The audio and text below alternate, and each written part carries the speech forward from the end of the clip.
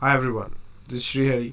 Today we will see how to use Hadoop on AWS, and that's by using EMR. EMR is Elastic Map Reduce, which has Hadoop by default. So we'll briefly touch upon different types of pricing available in AWS, then pricing for each EMR or EC2 instance that we will be using in our demo, and also the price of Athena, and then we will quickly jump to the demo. Before we start, here is the architecture that we'll be seeing in the demo. So we will create an S3 bucket, load data to our S3 bucket. We'll initiate an EMR instance, query that S3 bucket using HiveQL, read and create an external table, then an aggregation table on top of the external table, and store the result back in S3 bucket in a different folder as a Parquet file. Parquet file is a compressed file which gives up to 90% compression and helps us save the S3 cost. We will then terminate the EMR instance, but since the metadata will be stored in EMR, all the metadata will be lost if we terminate EMR. Data will anyway be stored in S3, but the metadata will be stored in EMR. To avoid that, we will store the metadata in AWS Glue. So we'll see how to do that. Once the data is in S3 and we have terminated EMR, we can then proceed to query our tables from S3 using Athena. Athena is a serverless architecture, software as a service, which uses Glue metadata to query data in S3. Once we can query our aggregated table data using Athena, we can create some insights or reports using AWS Amazon QuickSight. Amazon QuickSight is a BI tool provided by AWS off the shelf. So these are the services we'll be using in demo. The S3 for storage, EMR or EC2 to read and process data from S3, security groups as a firewall for EC2 or EMR cluster, Glue to store Hive metadata, Athena to query data from S3, and finally QuickSight to show reports using Analytics UI. So here are the different types of pricing for EMR or EC2. We must know this before we initiate an EMR instance as to how costly it will be. Free tier is not applicable for EMR, as T2 micro is not available for EMR cluster, so you can't use that. On demand is when you pay per hour, and depending on the type of server, the region, it will vary. We will see how to use that. On demand is most commonly used if you're planning to use EMR for lesser than 1 year, maybe 6 months. Reserved is where you use for more than 1 year, so you pay one-time discounted price, and it'll turn out to be much cheaper. Spot is when you bid for unused capacity. If some big company has thousands of servers and they are experiencing less load, so they rent out their servers for a very cheap price. This is the best approach to do if you have not so mission critical application. The best would be to use on demand. If you are using a 5-node cluster, use 2 on demand and rest 3 spot. It will turn out to be much cheaper. So we'll first have to see what are the different EC2 instance types we have, how much is the RAM, CPU, what is the network bandwidth for each, and then equivalent pricing in EMR. Let's see the EC2 instances first. So here are the different types of EC2 instances. It could be compute optimized, general purpose, memory optimized, accelerated computing, storage optimized. Type of server will depend on how much CPU, RAM, storage, and network performance it gives. So we will be using M5 series, which is the latest one, and we'll be using M5 X large. Since ours is a very small data, we can use M5 X large. So M5 X large will have 4 vCPU and 6. If you are using terabytes or petabytes of data, you might have to go for M5 24 X large, which has 96 vCPU and 384 GB RAM, and you will have to use multiple instances of this server, a 5-node or 10-node cluster, depending on how soon you want the result. Now once we know the type of server that we are going to use, we will have to check the pricing for this. So let's jump to EMR pricing. So this is the pricing sheet we have. The pricing varies depending on the region, and also the availability of server is also dependent on the region. Not all servers are available in all the regions. So you see M5 large is not there. It starts with M5 X large, which we'll be using for demo, and the cost is around 0.192 EC2 price, and EMR price is $0.042 per hour. So together it's around $0.2 per hour, which is fairly cheap. Now if you're going for a high-end server like M5 24 X large, it will cost you around $4.3 to $4.4 per hour. And if you are using multiple cluster, 10 nodes for example, you will be paying around $40 to $45 per hour. And to make it cheap, you can go for spot instances, which will be 90% discounted on top of this. So now that we know the pricing and which type of servers to use for our EC2, so let's get back to the demo. So here is the flow that we'll be going through for our demo. We'll create an S3 bucket in US East region. Then we'll load a sample CSV using AWS CLI to our newly created bucket inside a folder. Then we'll create one instance of M5X large EMR in the US East region. You have to make sure both S3 and our EMR is in the same region, else there will be huge cost for data transfer between the region. Then we log into EMR using a key pair. Once we log in, then we'll create an external table of the data we have in S3 using HiveQL, and then we'll create an aggregated table on top of it and store the result back in S3 in another folder. We will also try to query the aggregated table via Hue and Athena, and once it's set up properly, then we'll create a chart from the aggregated table using AWS QuickSight. This is the AWS management console. So first we'll create a bucket in S3, so we'll directly go to S3 for that. We'll create a new bucket called EMR demo 1234. We'll click next. We'll click next again. We don't need any public access. We'll click next and we'll create the bucket. So our EMR demo 1234 is created. We'll create a folder here called input, so that our input raw file is stored here. Then we'll create another folder called aggregation, so that once we aggregate, we store the Parquet file in this folder. Now let's upload a sample file to this input folder. So I already have the sample file here called testseries.csv. This is a file where we have all the cricket teams and when the match was played, who won, who lost, or was it drawn, and how many of the matches were played. So all stats we have in this file. So let's load this. To transfer using command line interface, hold the shift key, right click, so that you can open the command prompt here. You need to install AWS CLI. That will be available online. So once it's installed, just give AWS configure. First time it will ask for access key, secret key, that will be available to you when you create a user. So if you have not created user, it was given to you by someone, then you need to ask your admin for access key and secret. So this is already entered, so I'll just press enter. It will take the old one. Secret key region you have to specify. I'll keep the same, and the format can be none. So now once it's configured, you can directly enter AWS S3, copy test CSV from here to S3 bucket, so we want to transfer this file, CSV file, into this bucket. Since it's a very small file, it was fast enough, else it could take some time. Let's go here, click refresh. We should see the file. So we have the test series.csv file uploaded. Now let's initiate an EMR cluster and try to query this file. To do that, let's go to analytics, EMR. Let's create a new cluster. Go to advanced option. Here it will list the software that you can enable for installation. For example, since I'm doing it in Hive, I will use this, so I will check this. If you are trying to use drill, then you have to enable this zookeeper. If you want to use Spark, then you can enable this Spark. Presto, HBase, whichever you want to use in Hadoop, you can enable it here. This is the main thing, AWS Duke data catalog. Since Hive stores the metadata locally in DB, and once we terminate the EMR instance, that DB will also be deleted, and hence our metadata will be lost. So if we want to keep it somewhere, so we will use AWS Glue for that. And you just have to enable this for Hive and Spark, and that's it. In the backend, the configuration will take care of storing metadata in Glue. If you have to change some configuration, you have to enter here, but I'll keep it as it is. Hit next. This is the main screen where you configure the cluster. This EMR cluster creates a network VPC and a subnet that we don't have to bother. We can even say how much root volume we want. 10 GB is enough for me.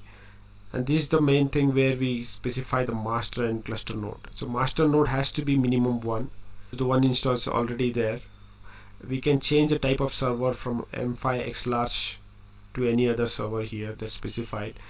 Not all will be enabled by default. If you are using for the first time, you might have to contact support for it to enable that type of server, and even the number of servers. If you are using 5 node M5 XLarge, then you have to tell them that you will be using 5 node, please enable 5. Even on spot will not be enabled, you have to request support for that. So I'll stick with M5 XLarge, which has 4 vCores, 16 GB memory and 64 gigabyte of storage. Since I don't need any slave nodes, I'll make it 0. If you're dealing with terabytes or petabytes of data, you would need minimum 5 slave nodes. And the important thing is type of pricing that you want to go for. If you go for on demand, it will be the same as we saw in another screen, pricing screen. But if you want to go for spot, it will be up to 90% discounted, less than 1/3 for sure. So if it's not mission critical, I would suggest you go for spot instance. Since it's for demo, I'll go with on demand. Hit next. Give a name for your cluster, M1 M5 XLarge on demand, so that we know what kind of server we have. I'll disable login for now, and the termination protection is also not required. Let's hit next. This is the other screen where you specify what kind of EC2 pair you want to use. Alright, so to log in, you need a file that's called EC2 key pair. I'll create a new one. I'll go to Amazon EC2 console and then go to key pairs, yes, and I create a new one and give it EMR -demo -2. I'll download, since I'm using PuTTY, I'll download the PPK file directly. If you are using OpenSSH, maybe in Mac you will be needing OpenSSH, then you have to use PM file. I'll download this file. This file is getting downloaded. I'll go back here and create the cluster.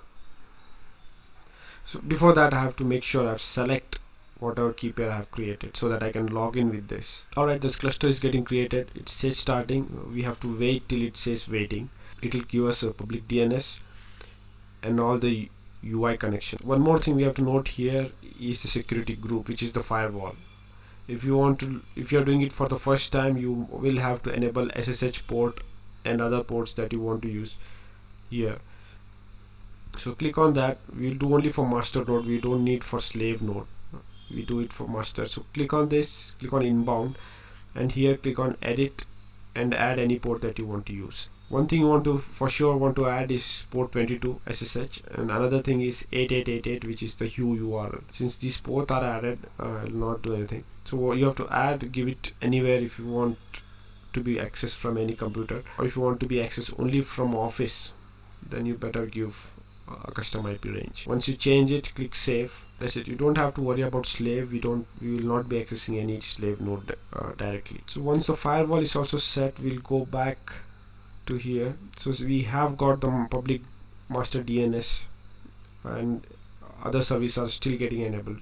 We'll copy this master DNS. We'll try to connect via PuTTY. We'll go to PuTTY,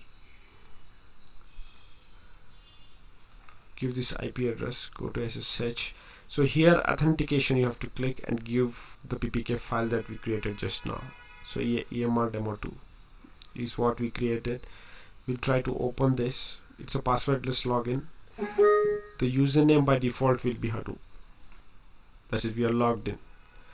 Let's see how is the cluster. So we have around 10 GB of root and around 64 GB of rest of the hard disk. Let's see how much RAM we have. We have around 16 GB RAM. Okay, so let me try to create a table. I have the table structure here ready. So this creates an external table of the file we have in our S3 bucket inside input folder.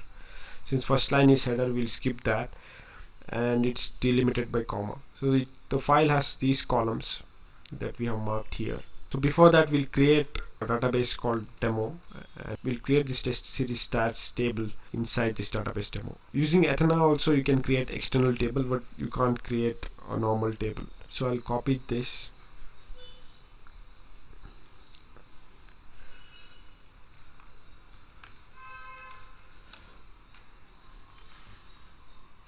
put it here, and then let's see if our cluster is running. This is still in starting state. Let's go to here, Hive -f, which runs the HiveQL.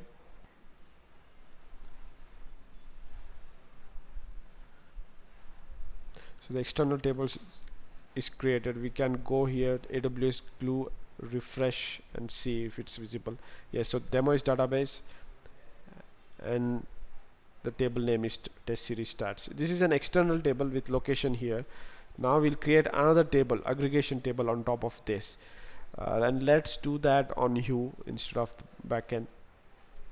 It is the same process, it's just that in Hue it's a UI interface for us.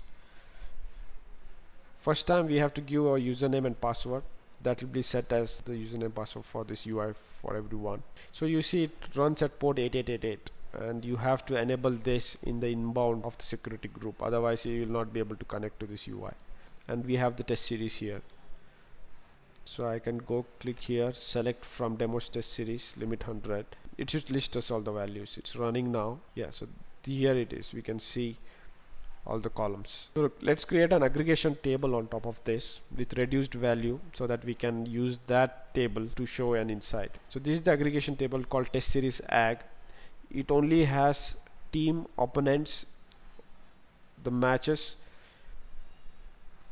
result, and how many won, lost and drawn. So it's not individual. There is no date component here. Since the bucket name is EMR demo 123, we'll modify that, and the folder name is aggregation. So I'll copy this, paste it here and run it. Okay, it's saying success here. So let's refresh. We are getting the aggregation table as well. Let's list the content of this table. Limit 10. So here are the top rows, and it shows the aggregated value. Now that we have those tables required already created here, we no longer need this. We can just click on terminate, it'll get terminated. As simple as that. If you want to create another cluster with the same configuration, just click on it and click on clone. So you don't have to set everything again. This Hue also will not be available. Now if you want to query, you can directly jump to something called Athena, which is under analytics. This is the serverless architecture for querying files on S3. Here you can't create table, you can create only external tables, not aggregation table. You can click on demo. It will show us the list of tables that we have created under this database. So we can select. So this uses Presto DB, so there are a little bit difference in SQL compared to Hive, but 90% is almost. It's showing us the result here. That's it. Now you can use Athena to query as much as possible. Athena charges $5 per 1 TB of table scan. So for example, this query that ran now scanned only 1.95 KB. So it's really cheap. 1 TB is too much, but depends on the data. If you have 1 TB of table that's created and you want to query that, Athena could be a little costlier compared to EMR. But make sure you don't give star every time, because it's a column based architecture. Give only the columns that you want as output. That way it reduces this table scan to a great extent, and you can save money as well. So now we have seen how to create an S3 bucket in a region, how to load sample CSV file using CLI to our S3 bucket, create an EMR instance in US region. We logged into EMR instance using a key pair that we created fresh, and we also created a external table and an aggregated table using HiveQL and Hue in EMR, and we stored the result back in S3 to query from Athena. And now finally we will see how to create a chart using AWS QuickSight, which uses Athena. For that we'll go to QuickSight, which is inside analytics. This off-the-shelf BI tool that Amazon provides. You can use Power BI, Tableau, but for that you need to create an EC2 instance and install Tableau there. Before you start, you have to make sure you are in the same region where you have the database created. Since it's showing Singapore by default, I'll switch to US East. This is empty. I'll click on new analysis, new data set. I'll select Athena as our data source. I'll give demo as the new data source, validate connection. So it's validated. I'll create this new data source.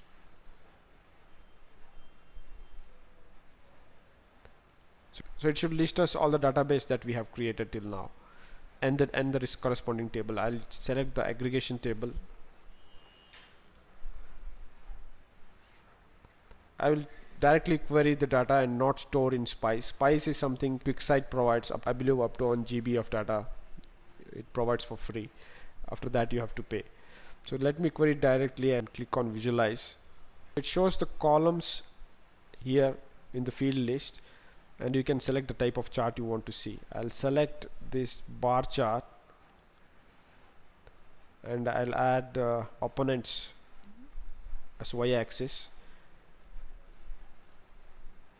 and how much were won as value, which is a sum. Even how much was lost is a sum, and how much was drawn. So it failed for some reason. Let's see what. Okay, it's saying access denied. So the thing is, we have to give QuickSight access to the bucket from which it's querying. So to do that, we will go to manage QuickSight, and then security and permission, and then add or remove, and go to Amazon S3 details, select X3 bucket. Here it will list all the buckets, but since our data is in EMR demo 123, we have to check this.